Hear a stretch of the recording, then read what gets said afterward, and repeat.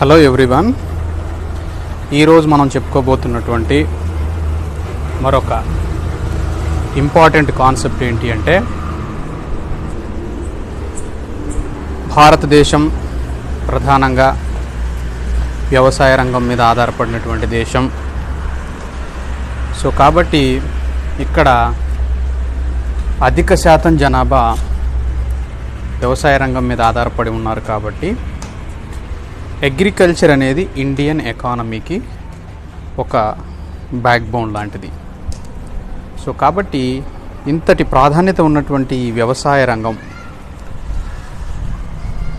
అభివృద్ధి జరగాలి అంటే భారతదేశంలో వ్యవసాయ రంగం అనేది ప్రధానంగా మెజారిటీగా వ్యవసాయ ఆధారిత వర్షాధారిత వ్యవసాయంగా ఉండింది. అంటే భారతదేశంలో ఉన్నటువంటి పండేటటువంటి పంటలన్నీ మెజారిటీగా వర్షాధారం పైన ఆధారపడి ఉంటున్నాయి. రెయిన్ ఫెడ్ క్రాప్స్ అనేవి ఎక్కువగా ఉన్నాయి. మనకి ఇరిగేషన్ ఫెసిలిటీస్ అనేవి తక్కువగా ఉన్నాయి. సో ఇలాంటి ఒక పరిస్థితుల్లో అగ్రికల్చర్ అనేది ఒక అన్సర్టైనిటీ సిచ్యువేషన్లో ఉన్నటువంటి పరిస్థితిని మనం చూస్తున్నాం. ఈ విధంగా అన్సర్టైనిటీ సిచ్యువేషన్లో ఉన్నటువంటి వ్యవసాయ రంగం ఏదైతే ఉందో అది వర్షాలు ఒక సంవత్సరంలో ఓవర్ రెయిన్ ఫెడ్ అనేది ఉంటుంది. రెయిన్స్ అనేవి ఒక్కోసారి ఓవర్గా ఉంటాయి, ఒక్కోసారి తక్కువగా ఉంటాయి. సో ఎప్పుడు ఎంత రెయిన్ అనేది పడుతుంది అనే దాంట్లో ఒక క్లారిటీ లేదు. సో కాబట్టి ఇలాంటి అనిశ్చిత పరిస్థితుల్లో వ్యవసాయం చేస్తున్నటువంటి రైతులకు వారి పంటలు ప్రొటెక్షన్ కోసం, వారి పంటలను రక్షించుకోవడం కోసం ఇక్కడ ప్రభుత్వాలు కొన్ని ఇన్సూరెన్స్ స్కీమ్లు అనేవి తీసుకొచ్చాయి.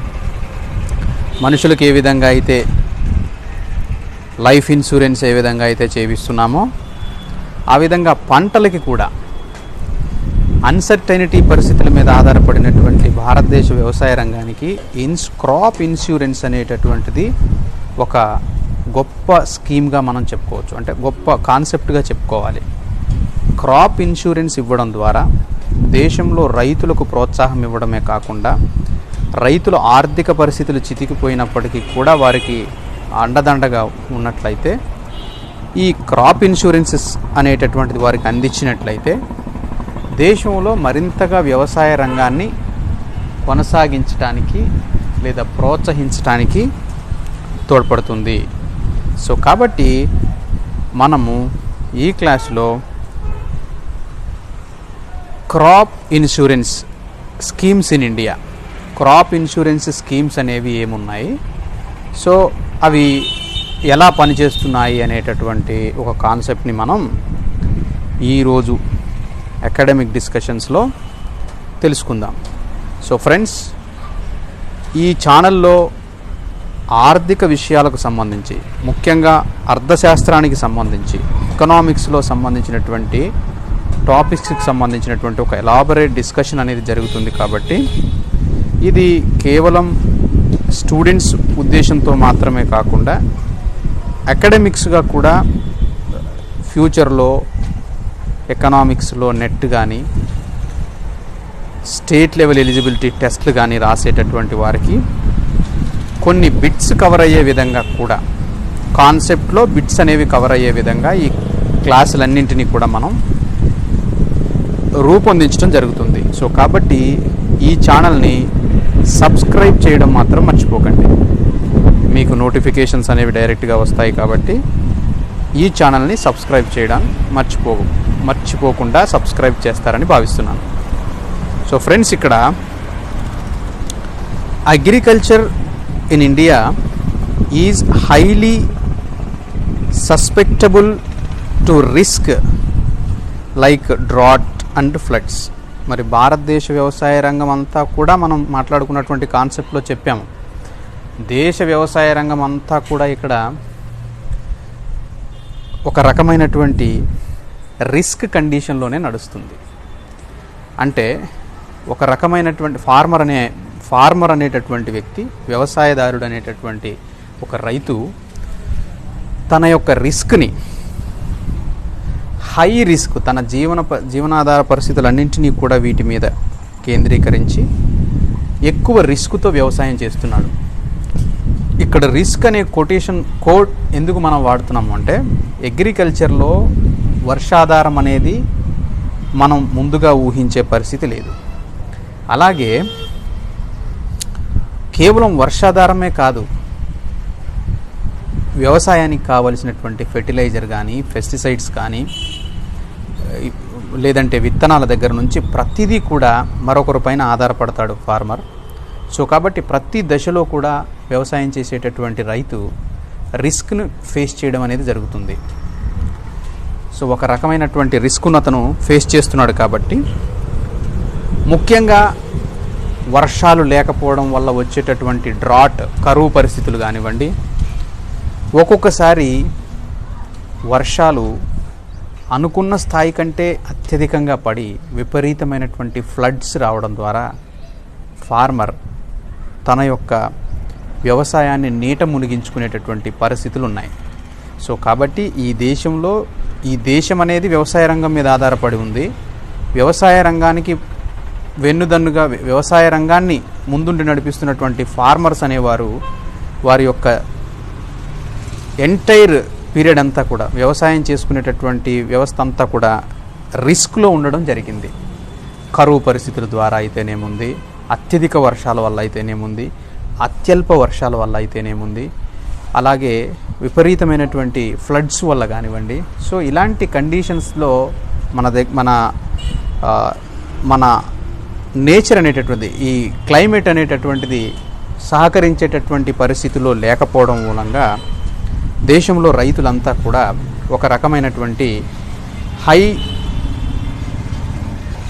రిస్క్ అనేటటువంటిది ఫేస్ చేయడం జరుగుతూ ఉంది. అలాగే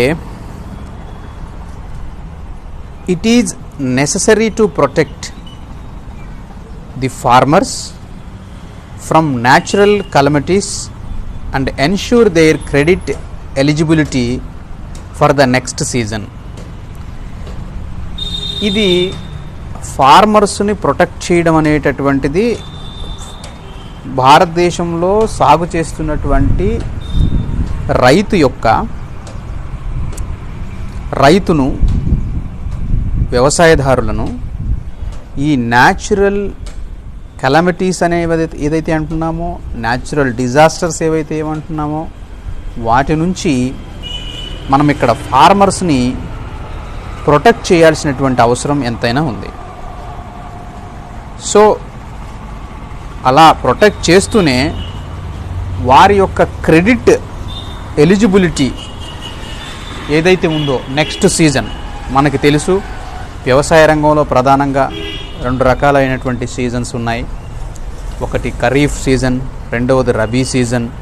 సో మన అకాడమిక్ డిస్కషన్స్ ఛానల్స్లోనే ఖరీఫ్, రబీకి సంబంధించినటువంటి సీజన్స్కి సంబంధించినటువంటి ఒక సెపరేట్ క్లాస్ అనేది దీంట్లో ఉండడం జరిగింది. ఆ సీజన్స్కి సంబంధించినటువంటి సమాచారం ఎవరికైనా కావాలితే దాంట్లో చూడొచ్చు. So it is necessary to protect the farmers from natural calamities and ensure their credit eligibility for the next season. So మరొక సీజన్కి వారికి ఎలిజిబిలిటీ అనేటటువంటిది చూడాల్సినటువంటి పరిస్థితి ఉండింది. సో ఈ విధంగా మనకి భారతదేశ వ్యవసాయ రంగంలో ఉన్నటువంటి పంటల బీమా అనేటటువంటి కాన్సెప్ట్ని మనం తెలుసుకుంటున్నాం. So crop insurance in general has not been so successful across the global in different countries.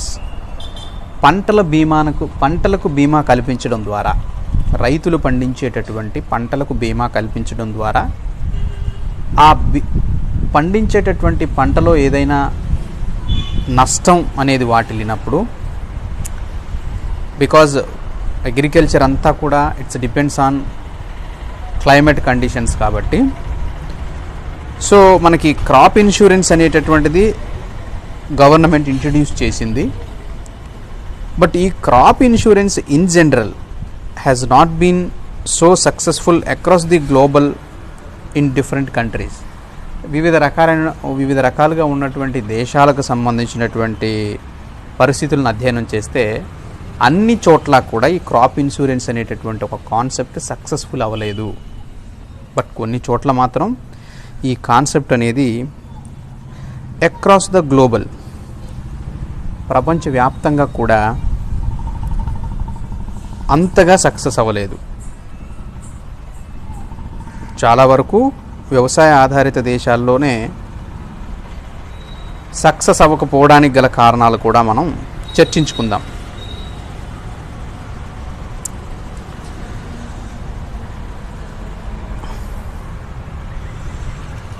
ఇక్కడ policy makers have unrolled various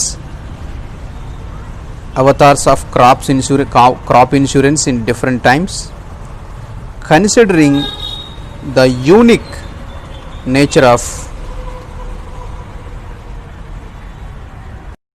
of Indian agriculture and inequitable socio-economic status of Indian farmers. Crop insurance has remained a failed attempt in general. ఇక్కడ దేశంలో ఉన్నటువంటి రైతుల యొక్క ఆర్థిక స్థితిగతుల దృష్ట్యా, రైతుల యొక్క సోషియో ఎకనామిక్ కండిషన్ దృష్ట్యా, it is inequitable socio economic status of Indian farmers. So crop insurance has remained a failed attempt in general. మన దేశంలో పంటల బీమా అనేటటువంటిది ఒక ఫెయిల్డ్ కాన్సెప్ట్గా ఉండింది. So the socio economic status of Indian farmers, crop insurance has remained a failed attempt in general. So ఈ విధంగా మనకి భారతదేశంలో ఉన్నటువంటి పంటల బీమా అనేటటువంటి కాన్సెప్ట్ ఒక రకమైనటువంటి ఫెయిల్యూర్ స్టోరీగా చెప్పుకోవచ్చు. So even after repeated revision of the schemes and huge support in the form of premium subsidies for the farmers, crop insurance has failed to produce the desired result. So ఇక్కడ రైతులకు కావలసినటువంటి huge support, వారికి కావలసినటువంటి వ్యవసాయాన్ని కొనసాగించడానికి కావలసినటువంటి ఒక huge support ఏదైతే ఉందో అందులో మనం ఎన్నో రకాలైనటువంటి సబ్సిడీలు ఇస్తున్నాం. So repeated revision of the schemes and huge support in the form of premium subsidies. మనం రైతులకు దేశంలో ఎన్నో రకాలైనటువంటి స్కీమ్స్, ఎన్నో రకాలైనటువంటి సబ్సిడీస్ అనేది ఇస్తున్నాం. ఫెర్టిలైజర్ కానీ, పెస్టిసైడ్స్ లాంటి కాన్సెప్ట్లు కానివ్వండి, అలాగే మనం ఇంకా స్ప్రింక్లర్స్ కానీ, డ్రిల్లింగ్ మిషన్స్ కానీ, ట్రాక్టర్స్ కానీ, ఎన్నో రకాలైనటువంటి వస్తువులు, అలాగే ఎన్నో రకాలైనటువంటి మనకి ఫెర్టిలైజర్, పెస్టిసైడ్స్ లాంటివన్నీ కూడా మనం రైతులకు ప్రీమియం సబ్సిడీ కింద వారికి ఇస్తున్నాం. అయినప్పటికీ కూడా crop insurance has failed to produce the desired result. ఈ క్రాప్ ఇన్సూరెన్స్ అనేటటువంటి స్కీమ్ అనేటటువంటిది మాత్రం, పంటల బీమా ఏదైతుందో ఈ స్కీమ్ మాత్రం అంతగా మనకి సక్సెస్ అవ్వలేదు అనేది మనం చెప్పుకోవాలి. తర్వాత even after more than decades of existence of crop insurance in some form or the other, it has only reached just a small percentage of farmers. So even after more than decades, కొన్ని శతాబ్దాల నుంచి మనం గమనిస్తే, కొన్ని దశాబ్దాల నుంచి, అంటే 1950 to 60, 60 to 70, 70 to 80, ఇట్లా కొన్ని డెకేడ్స్ మనం స్టడీస్ చూస్తే రైతులకు ఇచ్చేటటువంటి సబ్సిడీస్లో చాలా వరకు సక్సెస్ఫుల్ అయినప్పటికీ కూడా క్రాప్ ఇన్సూరెన్స్కి సంబంధించినటువంటి విషయాల్లో దేశంలో ఉన్నటువంటి మెజారిటీ రైతుల్లో అతి కొద్ది మంది మాత్రమే ఈ పథకం ద్వారా, ఈ స్కీమ్ ద్వారా, పంటల బీమా అనేటటువంటి ఒక కాన్సెప్ట్ ద్వారా లబ్ధి పొందడం అనేది జరిగింది. సో వాళ్ళ పర్సంటేజ్ ఎంత అంటే, లబ్ధి పొందేటటువంటి వారి యొక్క పర్సంటేజ్ ఎంత అంటే it's just a small percentage of the farmers. చాలా అతి కొద్ది మంది మాత్రమే ఈ పంటల బీమా అనేటటువంటి ఒక కాన్సెప్ట్ని, ఒక ప్రోగ్రామ్ని బెనిఫిట్ పొందుతున్నటువంటి వ్యక్తులుగా ఉండడం జరిగింది. సో డెకేడ్స్ మనం పరిశీలిస్తే crop insurance in some form or the other it has only reached just a small percentage of the farmers. కొంతమందికి మాత్రమే ఈ స్కీమ్ అనేది అందుబాటులో ఉండడం అనేది ఉండింది. ఆ తర్వాత మనం కొన్ని స్కీమ్స్ను ఒకసారి పరిశీలిస్తే, మొదటిది national agricultural insurance scheme. This scheme was introduced during rabi 1999-2000 season, replacing comprehensive crop insurance scheme. మనకి అది వరకే ఉన్నటువంటి ఈ కాంప్రహెన్సివ్ క్రాప్ ఇన్సూరెన్స్ స్కీమ్ ఏదైతే ఉందో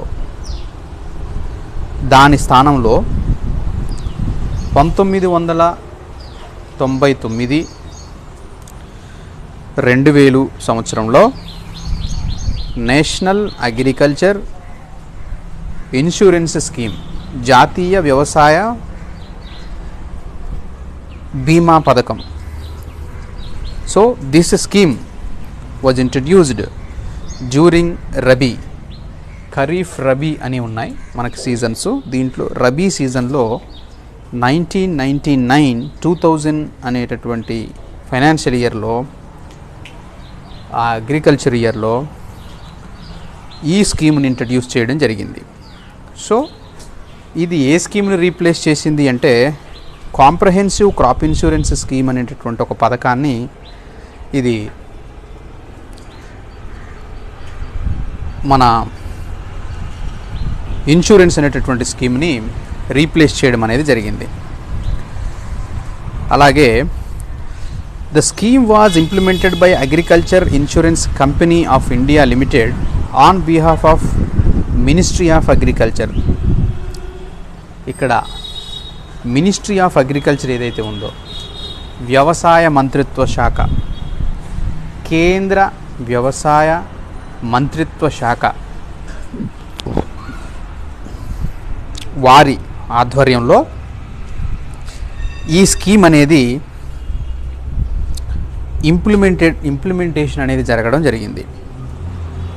this scheme was implemented by agriculture insurance company of India limited on behalf of ministry of agriculture. Ministry of agriculture వారి యొక్క నేతృత్వంలో ఈ స్కీమ్ అనేది ఇంట్రడ్యూస్ చేయడం అనేది జరిగింది. The main objective of the scheme was to protect the farmers against the losses suffered by them due to crop failure on account of natural calamities such as drought, flood, hailstorm, cyclone, fire, so diseases etcetera. జనరల్గా రైతులు పంటలను పండించేటప్పుడు వారికి ఎదురయ్యేటటువంటి ప్రధానమైనటువంటి సమస్యలు ఏంటి అంటే, వారి పంటలు నష్టాలకు జరగడానికి ప్రధానమైనటువంటి కారణాలు సహజంగా న్యాచురల్ డిజాస్టర్స్ ఏవైతే ఉన్నాయో, ప్రకృతి విపత్తుల ద్వారా జరిగేటటువంటివి, డ్రాట్ కానీ, కరువు పరిస్థితులు, ఫ్లడ్ వరదలు రావడం కానీ, తుఫాన్లు రావడం కానీ, పంటలు ఒక్కొక్కసారి అవే తగలబడిపోవడం కానివ్వండి, అలాగే పంటలకు రకరకాలైనటువంటి చీడపీడ పురుగులతో కొన్ని రకాలైనటువంటి డిసీజెస్తో పంటలు అనేవి నష్టం జరుగుతాయి. సో అలాంటి నష్టాలు జరిగేటటువంటి అలాంటి న్యాచురల్ పరిస్థితుల్లో నుంచి, న్యాచురల్గా జరిగేటటువంటి పరిస్థితుల నుంచి మరి వ్యవసాయ రంగాన్ని కాపాడడం కోసం the main objective of the scheme was to protect the farmers against the losses suffered by them due to crop failure on account of natural calamities such as drought, flood, hailstorm, cyclone, fire, disease ఇలాంటి కార్యక్రమాల ద్వారా జరిగేటటువంటి సమస్యల మూలంగా, ఇలాంటి కారణాల వల్ల జరిగేటటువంటి నష్టాల మూలంగా దేశం యొక్క ఆర్థిక వ్యవస్థ, దేశం యొక్క ఆర్థిక పరిస్థితిని చక్కదిద్దడంలో భాగంగా ఈ పథకాన్ని ఎవరు ఇంప్లిమెంట్ చేస్తున్నారంటే agriculture insurance company of India limited అనేటటువంటి వాళ్ళు ఈ యొక్క పథకాన్ని ఎవరి ఆధ్వర్యంలో అంటే మినిస్ట్రీ ఆఫ్ అగ్రికల్చర్ యొక్క ఆధ్వర్యంలో ఈ స్కీమ్ని కొనసాగించడం అనేది జరుగుతుంది. సో అలాగే as to the losses and restore their credit worthiness for the ensuing season. So ఆ సీజన్లో జరిగేటటువంటి నష్టాల వల్ల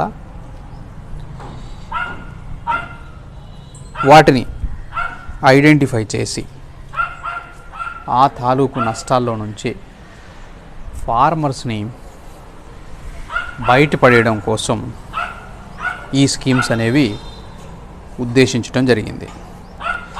so this scheme was available to all the farmers both loanee and non loanee irrespective of the size of their holding. జనరల్గా కొన్ని crop insurance స్కీమ్లు అనేవి crop failure అయినప్పుడు ఎవరైతే క్రాప్ ఇన్సూరెన్స్ చేసుకోవాలి అనుకోవడానికి ఎన్నో రకాలైనటువంటి ప్రాబ్లమ్స్ అనేవి ఉన్నాయి. But this scheme was available to all the farmers. ఈ నేషనల్ లెవెల్లో పెట్టినటువంటి అగ్రికల్చర్ ఇన్సూరెన్స్ స్కీమ్ అనేది ఏదైతే ఉందో, సో ఈ స్కీమ్ అనేది అందరికీ భారతదేశ వ్యాప్తంగా ఉన్నటువంటి అన్ని రకాల ఫార్మర్స్కి కూడా, వాళ్ళు లోన్ ఫెసిలిటీ ఉన్నవాళ్ళు, లోన్ ఫెసిలిటీ లేని వాళ్ళు, irrespective of their size of their land holding, వారి యొక్క భూమి సైజ్ ఏదైతే ఉంటుందో, పంటలు పండించుకునేటటువంటి వారి యొక్క భూమి సైజ్ ఏదైతే ఉంటుందో, ఆ భూమి సైజు కంటే కూడా, ఆ భూమి సైజులో కూడా కొలత అనేటటువంటిది లేకుండా, so irrespective of their size of the land ఎవరైనా కూడా ఈ పథకానికి లేదా ఈ స్కీమ్కి ఎలిజిబుల్ అవుతారు అనేది చెప్పవచ్చు. So this scheme was available to all the farmers both loanee and non loanee irrespective of the size of their land holding. వారి యొక్క భూమి సైజును బట్టి అందరూ కూడా ఈ పథకానికి అర్హులైనట్లుగా మనం ప్రకటించవచ్చు. సో వీరందరూ కూడా అర్హులుగానే చెప్పుకోవచ్చు. ఆ తర్వాత so the scheme envisages coverages of all crops including cereals, millets, pulses, oil seeds and annual commercial and horticultural crops in respect of which past yield data is available. So ఈ పథకం ద్వారా the scheme envisages coverage of all crops, అన్ని రకాలైనటువంటి పంటలకు including serials, పప్పు ధాన్యాలు కానివ్వండి, ఏవైతే ఆహార పంటలు ఉన్నాయో సీరియల్స్ కానివ్వండి, మిల్లెట్స్ ఏవైతే ఉన్నాయో తృణధాన్యాలు అంటాము, pulses, oil seeds and annual commercial crops. Annual commercial crops అంటే మిర్చి, కాటన్. సో ఇవన్నీ కూడా సంవత్సరానికి ఒకసారి పండేటటువంటి కమర్షియల్ క్రాప్స్ ఏవైతే ఉన్నాయో అవి. సో వీటిని మనం ఏమంటామంటే pulses, oil seeds, annual commercial crops and horticultural crops. So in respect of which past yield data is available. So ఈ రకంగా మనకి పంటల బీమా పథకం అనేటటువంటిది అన్ని రకాలైనటువంటి ఫార్మర్స్కు, దేశంలో ఉన్నటువంటి లోన్ ఫార్మర్స్ కానివ్వండి, ఆన్ లోన్ ఫార్మర్స్ కానివ్వండి, ఎవరైనా కూడా వారి యొక్క భూమి సైజు అంటే చిన్న రైతు, సన్నకారు రైతు అంటాం వారు పండించే పంటలను బట్టి. సో అలాంటి వ్యత్యాసం కూడా లేకుండా మనకి irrespective of their size of the land హోల్డింగ్ని బట్టి కూడా ఆల్ ఫార్మర్స్ ఆర్ ఎలిజిబుల్. అన్ని రకాలైనటువంటి పంటలకు కూడా ఈ పథకాన్ని వర్తింపజేయడం అనేది జరిగింది. అవి serials, millets, pulses, oil seeds, annual commercial crops, అలాగే హార్టికల్చరల్ క్రాప్స్, ఏవైతే కూరగాయలు పండించేటటువంటి పంటలు ఉన్నాయో అన్ని రకాలైనటువంటి పంటలను కూడా ఈ జాబితాలో చేర్చడం అనేది జరిగింది. సో ఇక్కడ మనం క్రాప్ ఇన్సూరెన్స్ ఇనిషియేటివ్ స్కీమ్స్ ఒకసారి మనం పరిశీలిస్తే టైం ఫ్రేమ్, ఇక్కడ సీరియల్ నెంబరు, టైం ఫ్రేమ్, ఆ స్కీమ్ ఏంటి అనేది ఒకసారి మనం చూస్తే మొదట 1971-78లో మొట్టమొదటిసారిగా ఫస్ట్ ఇండివిజువల్ అప్రోచ్ అనేటటువంటిది జరిగింది. 1971-78 అనే ఒక ఫైనాన్షియల్ ఇయర్లో ఫస్ట్ ఇండివిజువల్ అప్రోచ్ స్కీమ్ అనేది ప్రారంభించారు. సో మనకి క్రాప్ ఇన్సూరెన్స్కి సంబంధించినటువంటి ఇనిషియేటివ్స్ జరిగినటువంటి స్టెప్స్ని మనం పరిశీలిస్తున్నాం.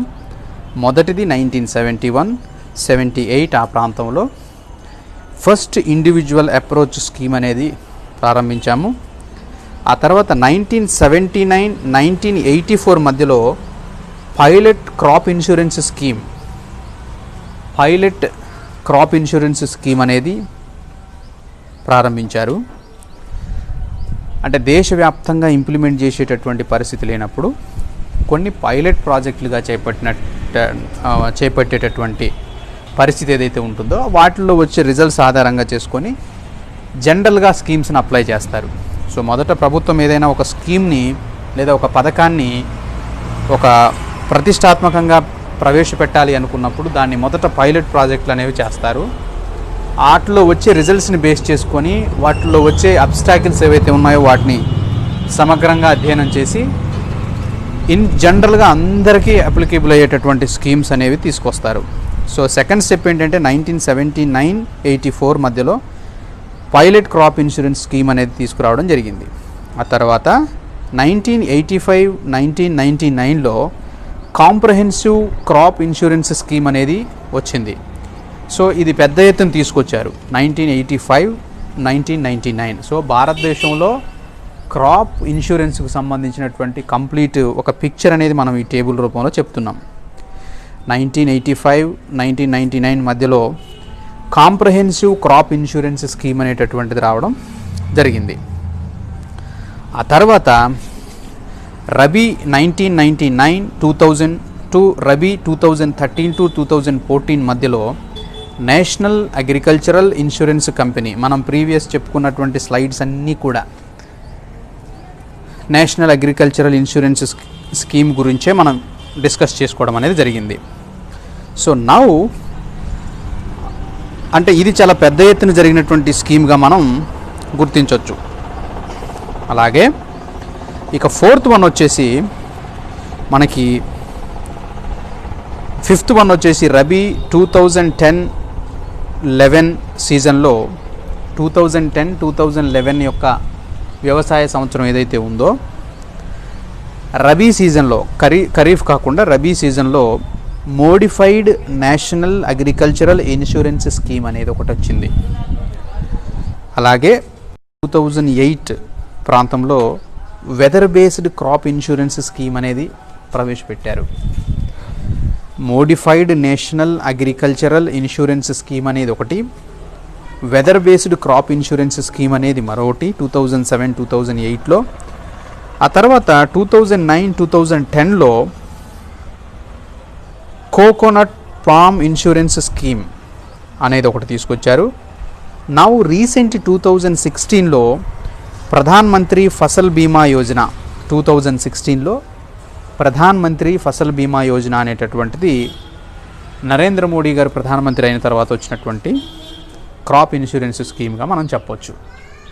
2014లో ప్రైమ్ మినిస్టర్ మారిన తర్వాత రీసెంట్ ప్రభుత్వం తీసుకొచ్చినటువంటి కొత్త పథకం ఏంటి అంటే ప్రధాన్ మంత్రి ఫసల్ బీమా యోజన అనేటటువంటి స్కీమ్. సో ఓవరాల్గా మనకి క్రాప్ ఇన్సూరెన్స్ ఇనిషియేటివ్కు సంబంధించి మనకి 8 పథకాలు అనేవి ఏ కాంపిటేటివ్ ఎగ్జామ్లోనైనా ఈ 8 డేట్సు ప్రారంభించినటువంటి పథకాలను గుర్తుపెట్టుకుంటే సరిపోతుంది.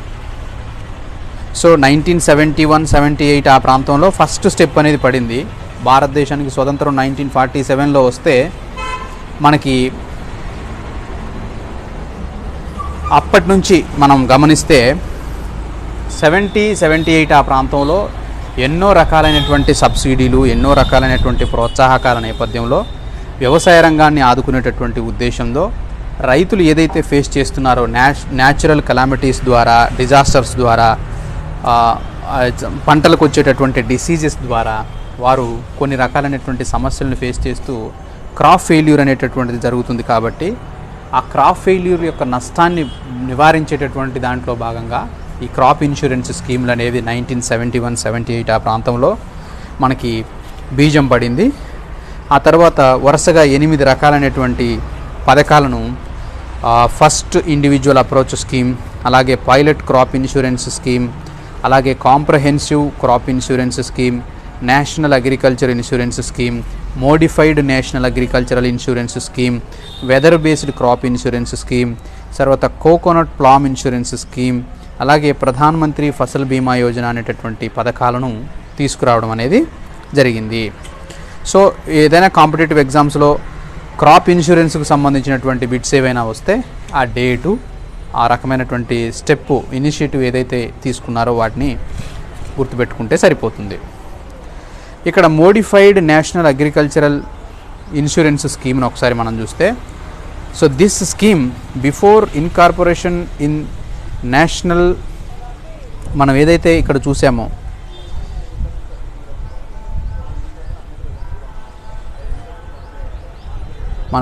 National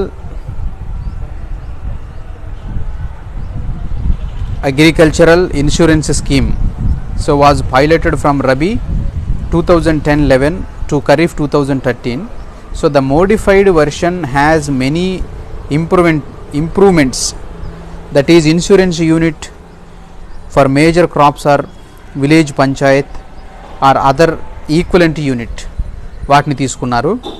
so in case of prevented failed sowing claim up to 25% of the sum insured is payable. Post harvest losses caused by cyclonic rains gani or assessed at farm level for the crop harvested and left in cut and spread condition up to a period of 2 weeks in coastal areas individual. అంటే coastal area individual. ఇక్కడ ఏందన్నా అంటే in case of prevented, ఏదైతే సాగు చేస్తున్నటువంటి పంట నష్టం జరిగితే 25% of the sum insured is payable. 25% ఏదైతే నష్టపరిహారం అనేటటువంటిది ఈ ఇన్సూరెన్స్ రూపంలో వస్తుంది. అది post harvest losses caused by cyclonic rains కానీ, వరదలు, తుఫాన్లు లాంటివి, are assessed at farm level from the crop harvested and left in cut and spread condition up to a period of 2 weeks in coastal areas. అలాగే individual farm level assessment of losses.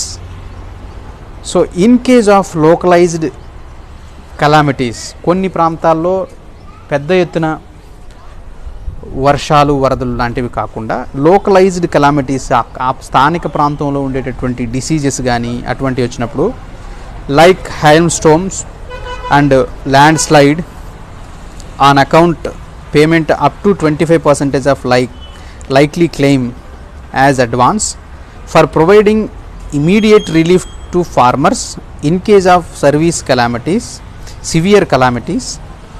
Threshold yield based on average yield of past 7 years, so excluding up to 2 years of declared natural calamities. ఇక్కడ చూడండి, లోకల్లో వచ్చేటటువంటి calamities ఏవైతే ఉన్నాయో, మనకి land slide అంటాం, కొండ చర్యలు విరిగి పడ్డము లాంటి పరిస్థితులు వచ్చినప్పుడు ఈ పేమెంట్ అనేది on account payment up to 25% of likely claim as advance for providing immediate relief to farmers in case of severe calamities. So ఈ yield based on average yield of past 7 years. So ఈ విధంగా మనకి ఫార్మర్స్కి కొంత up to 25% వరకు కూడా కొంత benefit జరిగేటటువంటి విధంగా ఈ క్రాప్ ఇన్సూరెన్స్ లాంటి పథకాలను తీసుకురావడం జరిగింది. So maximum indemnity level of 80% is available instead of 60% in national agriculture insurance scheme ఏదైతే ఉందో, and premium rates are actuarial. ఈ ప్రీమియం రేట్స్ ఏవైతే ఉన్నాయో supported by subsidy in premium. దానికి ఏం చేస్తారు, ప్రీమియం రేట్లతో పాటు ఇక్కడ సబ్సిడీ రేట్స్ అనేవి ఇస్తారు, which ranges from 40% to 75% equally shared by centre and states. కేంద్ర రాష్ట్ర ప్రభుత్వాలు రెండు కూడా 40% కేంద్ర ప్రభుత్వం, 70% రాష్ట్ర ప్రభుత్వాలు. ఈ విధంగా కేంద్ర రాష్ట్ర ప్రభుత్వాల యొక్క షేరింగ్లో ఈ నేషనల్ అగ్రికల్చర్ ఇన్సూరెన్స్ స్కీమ్ అనేటటువంటిది ఇక్కడ ప్లే చేయడం అనేది జరుగుతుంది. అలాగే weather based crop insurance scheme, weather based crop insurance that was introduced in 2011-12 on a pilot basis with an aim to make it more convenient for the farmers to avail crop insurance, appeared to have received good response from the farmers. So దీని ద్వారా ఒక good response అనేటటువంటిది farmers నుంచి రావడం అనేది జరిగింది. So weather based crop insurance that was introduced in 2011-12 on a pilot basis రావడం జరిగింది. సో ద మెయిన్ ఎయిమ్ ఏంటంటే to make it more convenient for the farmers. అంటే రైతులకు ఎక్కువగా కన్వీనియంట్గా తీసుకురావడము, దాన్ని వాళ్ళు అవైల్ చేసుకునేటటువంటి పరిస్థితిని తీసుకురావడం లాంటివి చేయడం జరిగింది దీనికి సంబంధించినటువంటి స్కీమ్స్లో. అలాగే ప్రధాన్ మంత్రి ఫసల్ బీమా యోజన, ఇది ఒకసారి మనం చూస్తే ప్రధాన్ మంత్రి ఫసల్ బీమా Yojana 2016 has been the most recent version of crop insurance in the country. మనం ఇదివరకే చెప్పుకున్నాము, భారతదేశానికి 2014లో ప్రధానమంత్రిగా నరేంద్ర మోడీ గారు వచ్చిన తర్వాత చేపట్టినటువంటి ఒక కొత్త ప్రోగ్రాం ప్రధాన్ మంత్రి ఫసల్ బీమా యోజన పథకం. సో ఈ స్కీమ్ అనేటటువంటిది ఇప్పుడు ఇండియాలో ఉన్నటువంటి మోస్ట్ రీసెంట్ క్రాప్ ఇన్సూరెన్స్ అనేటటువంటిదిగా చెప్పుకోవచ్చు. సో మన దేశంలో ఎన్నో వచ్చినప్పటికీ కూడా ఎట్ ప్రజెంట్ రీసెంట్ స్కీమ్ ఏదైతే ఉందంటే అది ప్రధాన్ మంత్రి ఫసల్ బీమా యోజన అనేటటువంటిది గుర్తుపెట్టుకోవాలి. ఎనీ కాంపిటేటివ్ ఎగ్జామ్లో మనకి దీనిపైన బిట్స్ వచ్చేటటువంటి అవకాశం ఉండింది. సో కాబట్టి pooling in the important learning from all the earlier schemes and taken into consideration access to technology in the recent days, Pradhan Mantri Fasal Bima promises to take care of the loopholes of earlier schemes. గతంలో ఏవైతే పథకాలకు ఉన్నటువంటి loop holes ఏవైతే ఉన్నాయో, లోపాలు ఏవైతే ఉన్నాయో, ఆ లోపాలను నివారించుకుంటూ ఈ టెక్నాలజీని జోడించి ఈ పథకాన్ని రూపొందించడం అనేది జరిగింది. So the nodal banks intermediaries may collect the list of individual insured farmers both loan and non loanees with request details like name, father's name, bank account number, village, categories, small and marginal group, women, insured holding, అలాగే insured crops, sum insured, ఎంత amount అది, premium collected, government subsidy etcetera. ఇక్కడ ఏంటంటే the nodal bank and intermediaries may collect the list of individual insured farmers. ఎవరైతే ఈ పథకంలో nodal banks అనేటటువంటి ఏవైతే ఉన్నాయో, కొన్ని బ్యాంకులు ఏవైతే నోడల్ ఏజెన్సీగా వ్యవహరిస్తున్నాయో అవి ఫార్మర్స్, ఆ బ్యాంకుకు సంబంధించినటువంటి మధ్యవర్తులు ఆ ఫార్మర్స్కి సంబంధించినటువంటి కంప్లీట్ డేటా ఏదైతే ఉందో దాన్ని కలెక్ట్ చేస్తారు. వారి యొక్క పేరు కానీ, బ్యాంక్ అకౌంట్ కానీ, ఫాదర్ నేమ్ కానీ, వారు వేసినటువంటి పంట, వారికి వచ్చే సబ్సిడీ, వారి అకౌంట్ నెంబరు, సో అన్ని విషయాలను వీరు కలెక్ట్ చేయడం అనేది జరుగుతుంది. From concerned branch in soft copy further reconsideration. So this will be done online once the e platform is put in the place. So crop insurance పథకాన్ని ఒక ఈ ప్లాట్ఫామ్లోకి తీసుకొచ్చారు. ఈ ప్రధానమంత్రి ఫసల్ బీమా యోజనలో దీంట్లోకి తీసుకొచ్చి సో ఆ రకంగా ఈ స్కీమ్ని కొనసాగించడం అనేది జరుగుతుంది. సో అలాగే like other agriculture related schemes ranging from fertiliser subsidies to subsidised loan and loan waiver for farmers, crop insurance scheme were also observed to be highly skewed in favour of just few states and only the large and wealthy farmers. So number of farmers covered by crop insurance is more in states like Maharashtra, Madhya Pradesh and Andhra Pradesh, within these states too. So it was mostly the large farmers who reaped the benefit of the insurance schemes. So interestingly, Uttar Pradesh, which has the highest farming population, has the least number of farmers covered by crop insurance. So ఇందులో మనకి ఉత్తరప్రదేశ్ అనేటటువంటిది ఎక్కువగా వ్యవసాయం చేసే రైతులు ఉన్నప్పటికీ వారికి least అనేది కవర్ అవుతుంది అనేటటువంటిది చెప్పడం జరుగుతుంది. సో ఈ విధంగా ఫ్రెండ్స్ మనకి అగ్రికల్చర్ క్రాప్ ఇన్సూరెన్స్ దేశంలో రైతులు పండించేటటువంటి పంటలు అనేవి చాలా ముఖ్యమైనవి. అవి న్యాచురల్ డిజాస్టర్స్ ద్వారానో లేకపోతే స్థానిక పరిస్థితుల ద్వారానో ఆ పంటలకు నష్టం జరిగినప్పుడు రైతులు ఆర్థిక పరిస్థితులు అనేవి మెరుగుపరచడం కోసం, వ్యవసాయ రంగాన్ని బూస్టప్ చేయడం కోసం, రైతుల్లో ఆత్మస్థైర్యాన్ని నింపడం కోసం, వారికి జరిగేటటువంటి నష్టాన్ని నివారించడం కోసం ఈ క్రాప్ ఇన్సూరెన్స్ అనేటటువంటి కాన్సెప్ట్ వచ్చింది. ప్రస్తుతం మనం 8 రకాలైనటువంటి స్టెప్స్ చూసాము. మొత్తం క్రాప్ ఇన్సూరెన్స్కి సంబంధించినటువంటి పథకాలు భారతదేశంలో ఇప్పటివరకు అమలైనవన్నీ చూసాము, రీసెంట్ పథకంతో సహా. సో ఫ్రెండ్స్, ఇది ఇవాల్టి crop insurance schemes in India. So do subscribe academic discussions channel. Thank you for watching. Thank you.